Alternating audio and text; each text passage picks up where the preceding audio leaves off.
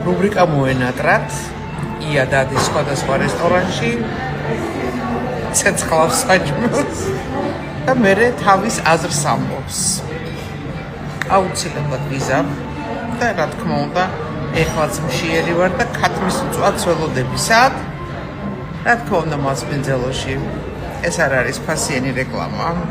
თუმცა ვიხდი ამ საჭმელში უბრალოდ მინდა იცოდეთ სად რა არის კარგი და გემრიელი და რა თქმა უნდა როდესაც რესტორანში კიდრი და პამდურის სალათა არის კარგი ეს იმას ნიშნავს რომ რესტორანი არის მწყინვალე ხო და ვიცი რომ თუ ამას შესაძლებელი რა რა თქმა შევაკე არც მარი აქვს არც მარილი არა უკაცრავად ცხიმსვაცი